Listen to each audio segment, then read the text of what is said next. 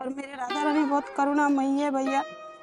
बहुत मुश्किल के बाद उन्होंने हमें फिर उसी दलदल से निकाल के वृंदावन में वास दिया गुरुजी की कृपा से। आंखें बंद रही, ऑपरेशन चलती रही भैया, मुझे ऐसा लगा कि मेरे सामने कोई खड़ा है जी। कोई मेरे आसपास ऐसे घूम रहा है, मेरे आंखों के सामने ऐसे अनुभव हो रहे थे। तो मैं मन ही मन जब ऑपरेशन चल रही थी, मैं राधा रानी के नाम ले रही थी, राधे राधे चिल्ला रही थी। तो डॉक्टर लोग बोला है कि चुप करो, किसको बोला, बोल चिल्ला क्यों रहे हो, चुप करो, आप बात नहीं करना है। तो फिर वो डॉक्टर कह रहे थे कि नहीं, वो राधा रानी को बुला रही है, राधा रानी को। अभी भाई लोग आते थे, ससुराल वाले आते, गुरुजी को धमकाते। अच्छा, कि इसको क्यों रख रखा है? हाँ, फिर मिथ्या आरोप भी लगाने लगे। आहा। तो फिर मजबूरन वहाँ से भी मैंने फिर ये कदम उठाई। तो ठाकुर जी की कृपा से, राधा रानी की ऐसी कृपा हुई, अचानक एक उम्र वाले माता जी और बाबूजी मुझे मिले। उन लोगों के मन में पता नहीं क्या भाव आया, उनने मुझे बेटी बुलाया। तो फिर मैंने सारी स्थिति इनको बताई। तो बोलने के बाद इन्होंने हॉस्पिटल में जाके जो भी व्यवस्था हो उन लोगों ने किया, देखभाल किए।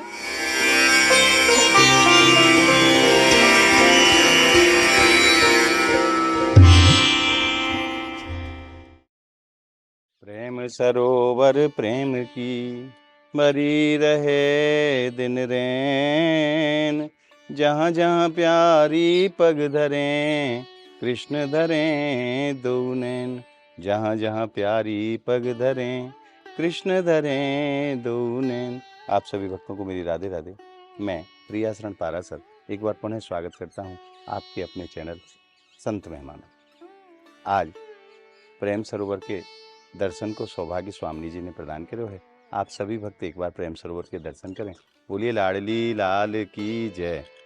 और आज यहाँ एक विशेष प्रयोजन से हम आए हैं। यहाँ आज हमें हमारी एक बहन के दर्शन भये और किस प्रकार से ठाकुर जी अपने भक्तों की परीक्षा लेते हैं। परंतु धन्य हैं वे भक्त भी, कितनी भी परेशानी जीवन में आ जाएं, परंतु श्री जी के चरणों में जो निष्ठा है, जो भाव है, वो भक्त का कम नहीं होता। या को प्रत्यक्ष उदाहरण है आज की हमारी बहन। आज आपको हृदय ऐसो द्रवित है जाएगो कि महाराज आज पूछो ही मत ना। संसार ने कितनों कष्ट उनको दियो है। जब मैंने उनके मुख से यह कष्ट को वर्णन सुनियो तो महाराज आत्मा तक रोवे लग गई। और आज मेरा यही भाव है कि आज आप भक्तन को भी मैं उनके दर्शन कराऊं और उनकी जो जीवन की कथा है वाकू में आप तक पहुंचाऊं, और क्या उनके मन को भाव है, क्यों वो ब्रज में आई हैं और आगे कैसो उनके हृदय में भाव है, वो सब बात जानेंगे उनके पास चल के नहीं। तो आज वह प्रेम सरोवर के पावन तट पे ही विराजमान है। तो आइए चलते हैं उन बहन जी के पास जिन्होंने अपनो सर्वस्व, अपनो पूरा जीवन किशोरी जी के चरणन में समर्पित कर दियो। कैसे भाव की वो भक्ति करें और कैसे कैसे कष्ट संसार ने उनको दिए हैं, परंतु मेरी स्वामी जी ने सब कष्टन से उनकी रक्षा करी है। क्योंकि लाडली जी तो अपने भक्त की एक शिशु की भांति रक्षा करें। आज वास्तव में जो सत्संग होगो वो हृदय को हिलाने वाला है। आप भक्तन से मेरा निवेदन है कि आप वीडियो को ज्यादा से ज्यादा भक्तन तक शेयर करें, जिससे कि ज्यादा से ज्यादा भक्तों को पता चले कि किशोरी जी कैसे अपनी भक्त की रखवाली करती हैं और उनके हृदय में भी श्री जी के चरणों को जो अनन्य प्रेम है वो प्रकट हो। तो आइए अब चलते हैं, देर नहीं करेंगे बहन जी के पास, और उनके दर्शन को भी सुख मिलेगा और उनके सत्संग को भी सुख मिलेगा। बोलिए राधा रानी की जय। आइए अब चलते हैं उनके पास। बहन जी राधे राधे। आपके चरणों में बार बार प्रणाम है। जय हो। बहन जी आपको पुनः पुनः राधे राधे। राधे राधे भैया, धन्यवाद। सर्वप्रथम आप उनका शुभ नाम बताओ। मेरा नाम राधिका दासी। आपको जन्म स्थान कहाँ को है? मेरा जन्म स्थान त्रिपुरा है, वेस्ट बंगाल त्रिपुरा जी। वहीं के रहने। कैसे आपके हृदय में महारानी की भक्ति प्रकट हुई? और वो राधा रानी की गुरु की कृपा है जी। बचपन में हम अपने घर में जो माँ बाप करते थे, बहन भाई सब भजन पूजा पाठ इसी में देखे, हमने वही माहौल में पले बड़े हैं जी। तो उसी से थोड़ा देख देख के हमारा मन भी उसे बचपन से उधर थोड़ा वो है। तो धीरे धीरे करके राधा रानी की गुरु की कृपा हुई, हमने गुरु दीक्षा ली। तो उसके बाद जब आपने गुरुदेव धारण करे तो आपने कौन सा अवस्था वास में आपकी रही हो? मेरी 10-12 साल होंगे भैया, तीसरी क्लास में पढ़ती थी मैं। मात्र 10-12 साल की अवस्था में आपने गुरु दीक्षा ले ली। जी। फिर आपके संग में बहन जी ऐसो क्या चमत्कार भयो, क्या लीला आपके संग में हुई? तो भैया हमारे गुरुजी जब जाते थे ना हमारे घर, हमारे देश राधा कुंड के है गुरुजी। अच्छा, आपके गुरुदेव भगवान राधा कुंड से हैं? जी, राधा कुंड से। जी। तो हमें वहाँ वृंदावन की, राधा कुंड की वो कहानी सुनाते थे, कैसे वृंदावन है, कैसे संत महात्मा भजन करते हैं। ब्रज की महिमा को आपने गुरुदेव भगवान के मुख से सुने? जी जी। वो सुनते थे हम, और हमारे जैसे ऐसा लगता है कि हम उनको देख रहे हैं। जी। मन ही मन में वही दृश्य हमारे आंखों में बसते थे। तो देख देख के मन इतना वो हुआ कि हम कब वृंदावन आए, कब हम वृंदावन देखे, कब वृंदावन रहे। तो बस मन में हमेशा यही भाव रहते थे। तो फिर हम एक बार गुरुजी के संग आए थे, लगभग हमारी 15-16 साल होंगे। जी। उस समय हम गुरुजी के संग आए थे वृंदावन प्रथम बार। तो जब वृंदावन हम रहे 1 साल आश्रम में, महिला आश्रम में। जी। उसके बाद फिर घर के सब छोटे थे, तो भाई बहन माता पिता सब रोते कि उसको ले आओ घर, इतनी छोटी उम्र में इतनी दूर देश रहेगी। तो फिर बुला ले गए घर। बहन जी आपने गृहस्थ में भी प्रवेश करियो है? जी भैया। वहाँ को कैसो अनुभव आपको रहो? गृहस्थ जीवन में भैया भजन के लिए अनुकूल नहीं थे। जहाँ मेरी गृहस्थी थी कौन सी अवस्था में आपको विवाह संस्कार भयो? 18 साल नहीं हुए थे मेरी। लगभग 17 साल की अवस्था में। हाँ, 18 साल पूरे नहीं हुए थे, 17.5 साल के लगभग हुए थे। जी। तो जब शादी ब्याह हुए थे तब तो बोले थे इन लोगों के, हमारे गुरुजी भी थे, माता पिता थे, बोले थे कि ये भजन करती है, वो भाई ठाकुर जी की सेवा पूजा में रहती है, अब देख लो। तो उन लोग राजी हुए कि ठीक है हम वैसे ही करेंगे। आपके ससुराल वाले? जी। जी। और हमारे गुरुजी से दीक्षा भी लिए। फिर जब शादी के बाद पूरा ही बदल गया। हम लोगों को मांस मच्छी खाना पड़ेगा, बनाना पड़ेगा, नॉनवेज मतलब खाते हैं जी। और माला तिलक कंठी ये सब पहनना पसंद नहीं है। तो ये सब लेके घर में हमेशा लड़ाई झगड़ा रहते थे। तो आपके लिए तो बहन जी वहाँ रहना बड़ा मुश्किल रहे हो? बहुत मुश्किल क्योंकि है। आपके जो हृदय में वो संस्कार बचपन से ही माता पिता के रूप में आपके हृदय में विराजमान रहे, जी और वहाँ जब आपने वो चीज़ देखी तो जो बिल्कुल आपके विपरीत थी बिल्कुल। उन लोगों को पसंद नहीं है भजन पूजा पाठ, संत महात्मा ये कंठी माला पहनना। वो नहीं चाहते थे कि आप भजन करें? नहीं, उन लोगों को पसंद नहीं था। जी। एक संसार में रहो, संसार का काम करो, मांस मच्छी बनाओ, खाओ पियो, घूमो, ऐश मौज करो, यही इन लोगों जैसे हम लोग रहते हैं ऐसे ही तुम भी करो। हाँ, ऐसे रहो।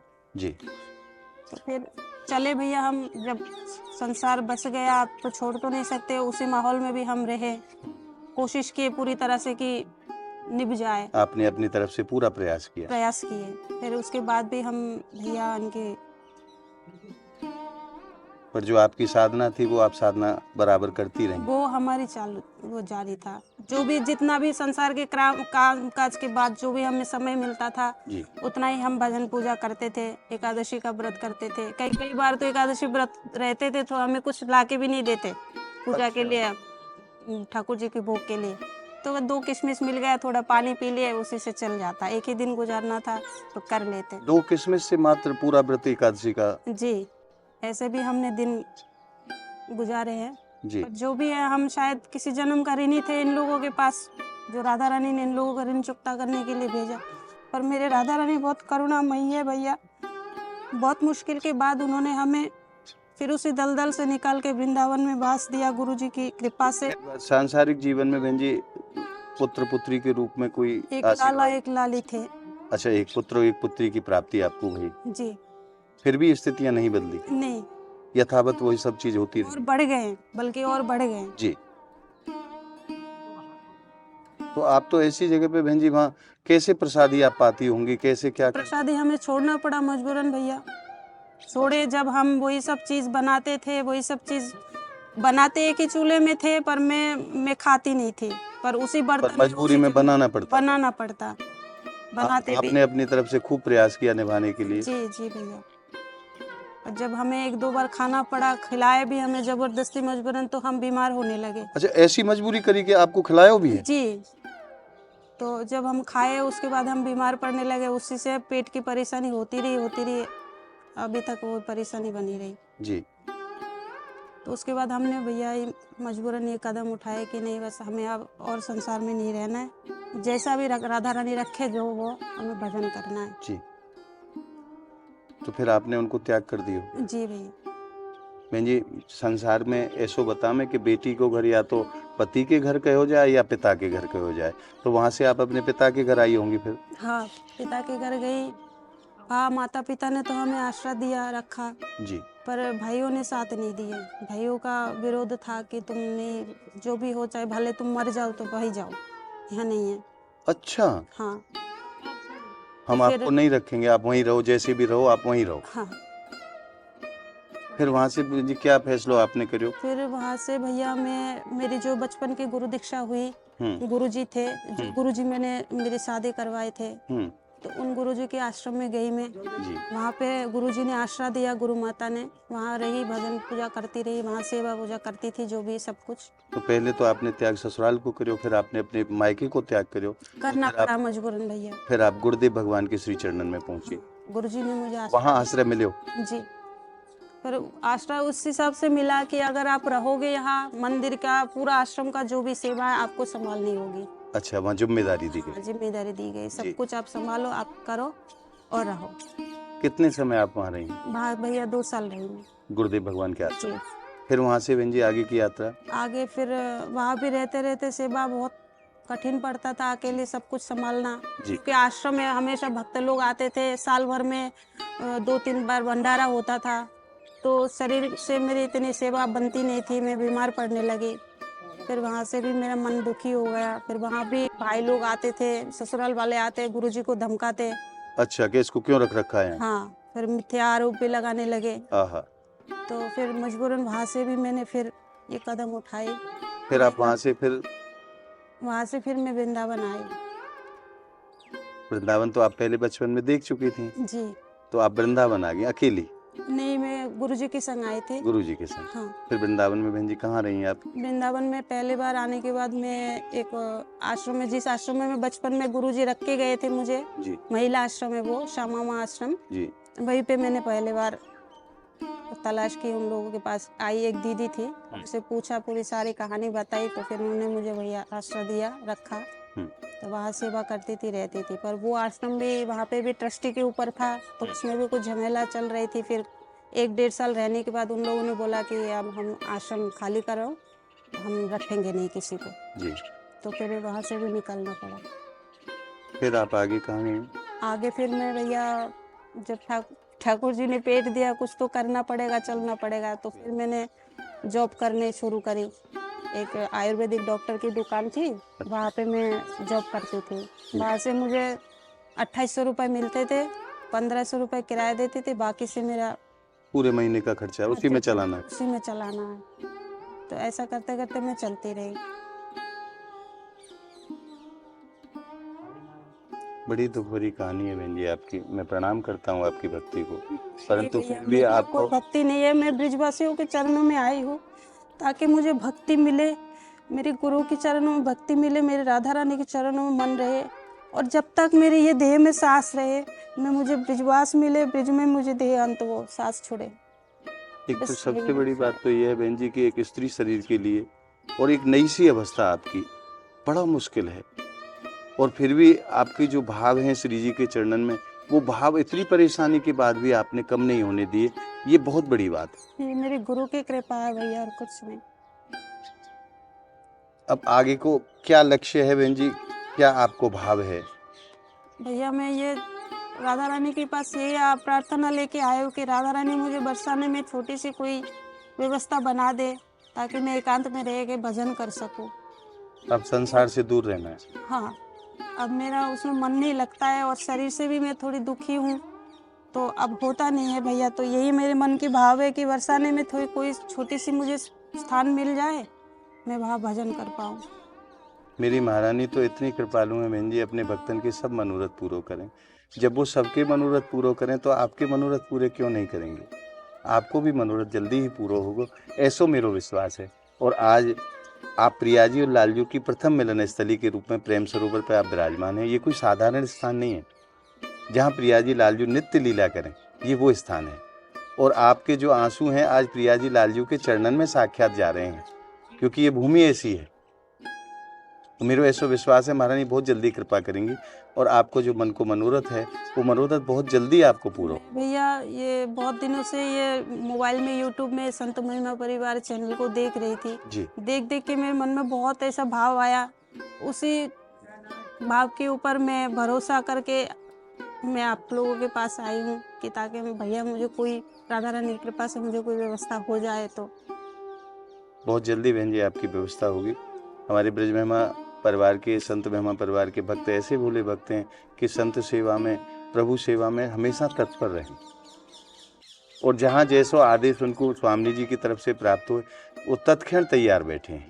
निस्संदेह आबाद के लिए आप विश्वास करो, स्वामी जी की आप लीला स्थली पर विराजमान हैं। बहुत जल्दी आपकी व्यवस्था श्री जी कराएंगे, इन भक्तन को माध्यम बनाए के नहीं है। और जो आपको मन को मनोरथ है कि आपकी अंतिम सांस किशोरी जी के चरणन में निकले, वो मनोरथ आपको बहुत जल्दी पूरा होगा। पर आपने पूरे जीवन पर्यंत कष्ट सहे हैं बहन जी। मैं प्रणाम करूं आपकी भक्ति को, भैया क्योंकि ऐसी कोई क्षमता मुझ में नहीं। क्योंकि आपने देखो सब घर को छोड़ना एक बार को सरल है, परंतु माता के लिए संतान को त्यागना बहुत मुश्किल काम है।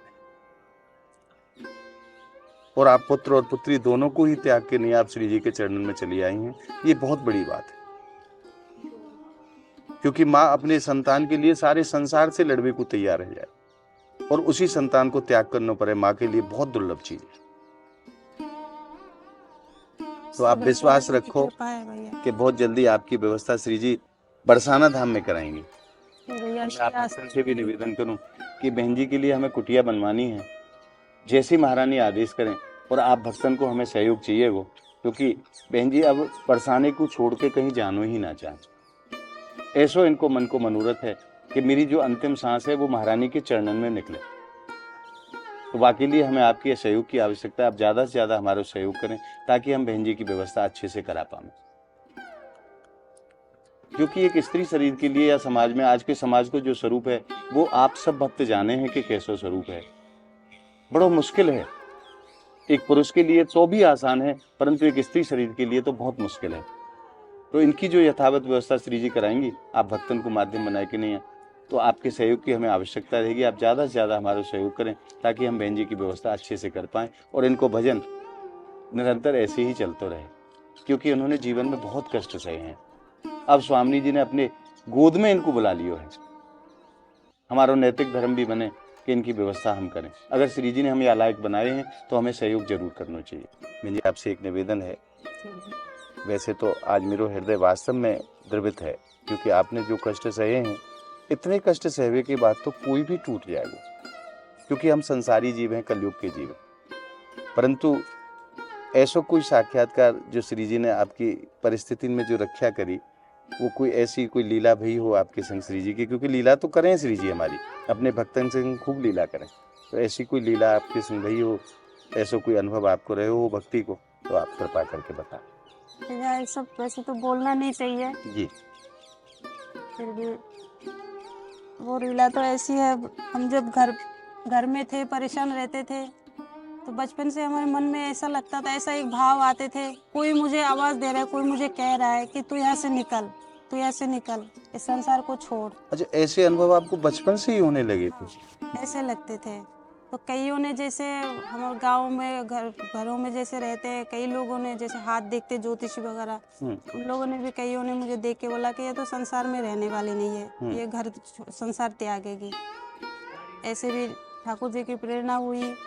और एक बार जब मैं वृंदावन आई, ब्रिज में आई, आने के बाद में भैया अचानक यहाँ वहाँ काम की तलाश में भटकते भटकते तो मैं बहुत बीमार पड़ी जी। तो उसके लिए मुझे ऑपरेशन करना पड़ा।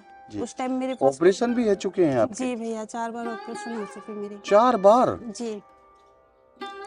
तो उस समय मेरे पास कोई नहीं थे और ना मेरे पास कोई साधन थे कि मैं उसी हिसाब से, और ऑपरेशन परिस्थिति ऐसी हो गई थी कि ऑपरेशन इमीडिएटली करना जरूरी था।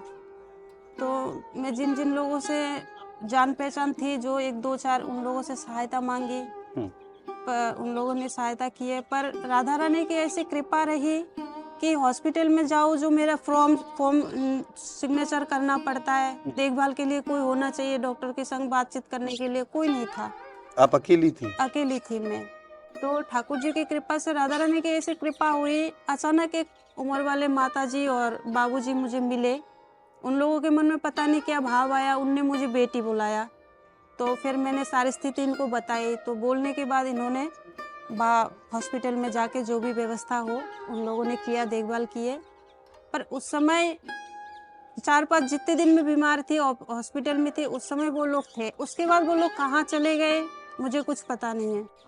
और जब मैं जा रही थी हॉस्पिटल ओटी के अंदर, मैं राधा रानी के चरणों में यही प्रार्थना की, राधा रानी अब तुम्हारे ऊपर समर्पित हो, चाहे तुम मुझे रखो, चाहे अपने पास बुला लो, जो तुम्हारी इच्छा है।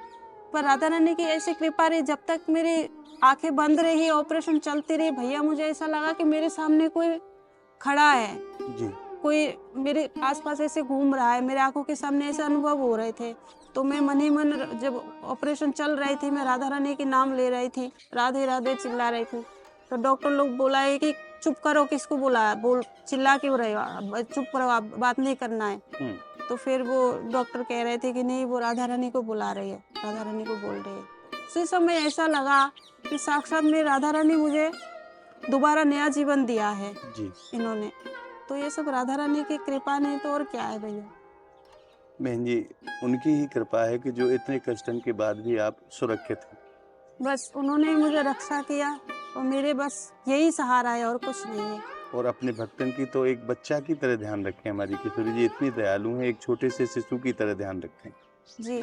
और खूब आपने भी भक्ति में अनुभव या चीज को करे होगो कि महारानी कैसे अपने भक्त को ध्यान रखे। और जो भी मेरे, भले ही वो परीक्षा लेते हैं, पर परीक्षा को पास भी वही करवाती है, वही परीक्षा से बेड़ा पार लगाते हैं। जितने भी मेरे जीवन में दुख तकलीफ आए, कुछ दिन के लिए तो दुख हुआ, तकलीफ हुए, कष्ट हुए, पर धीरे धीरे राधा रानी ने अपने आप ऐसी व्यवस्था करते गए, कैसे क्या हुआ कुछ पता नहीं चला। हमेशा मेरी राधा रानी ने मेरी रक्षा की है। बहन जी, मैं प्रणाम करूंगा आपकी भक्ति के लिए कि इतने कष्ट सहवे के बाद भी आपकी भक्ति अड़िग है और आज भी मन में यही भाव है कि किशोरी जी के चरणों में मेरी अंतिम सांस निकले। बस भैया। और जो कदम मैंने संसार को त्याग के, जो आजकल समाज में ये भी बुरा माना जाता है कि घर त्यागना, एक स्त्री के लिए संसार छोड़ना बहुत बुरे माने जाते हैं समाज में जी।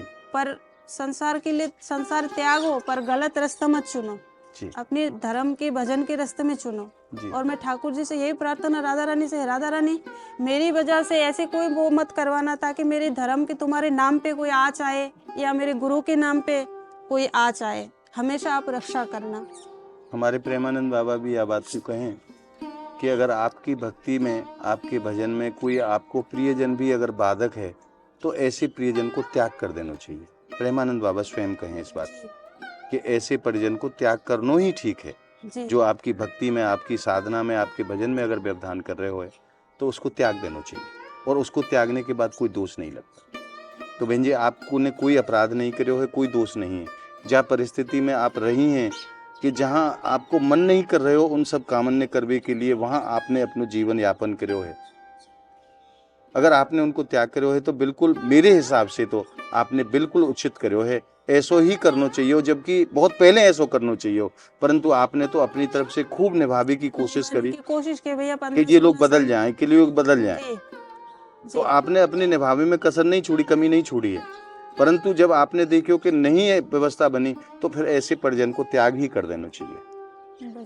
तो आपको निश्चित रूप से मैं कह सकूं कि आपको कोई दोष नहीं है, या श्री जी की लीला ही कह सके हैं कि ऐसे लीला बना के नहीं आपको अपने चरणन तक बुलायो। और आज तो बिल्कुल आपको निज चरणन में ही बुला लियो है। आज यहाँ हमारी श्री जी नित्य वास करें, नित्य लीला करें, आपको अपने श्री चरणन में बुला लियो और बहुत जल्दी आपकी यहाँ रहने की व्यवस्था भी बहुत बढ़िया वाली श्री जी करा देंगे, ऐसो मेरा विश्वास है। आज को ये भाव आपको कैसे लगे आप हमें कमेंट के माध्यम से जरूर बताएं और इस वीडियो को आप ज़्यादा से ज़्यादा लाइक करें, ज़्यादा से ज़्यादा भक्तों में शेयर करें ताकि जल्द से जल्द बहन जी की व्यवस्था की जा सके। इसके लिए आप वीडियो को शेयर जरूर करें और अगर आपने अभी तक संत महिमा चैनल को सब्सक्राइब नहीं किया है तो ब्रिज के अलौकिक आनंद के लिए, ब्रिज के महापुरुषों के दर्शन के लिए, उनके सत्संग के लिए आप ज़्यादा से ज़्यादा संख्या में संत महिमा चैनल को आप सब्सक्राइब करें और घर बैठे हुए इन महापुरुषों के दर्शन का आनंद और सुख प्राप्त करते रहें। तो मिलते हैं फिर अगली वीडियो के साथ। तब तक के लिए प्रियाजी और लालजू की प्रथम मिलन स्थली प्रेम सरोवर की पावन धरा से आप सभी भक्तों को मेरी राधे राधे।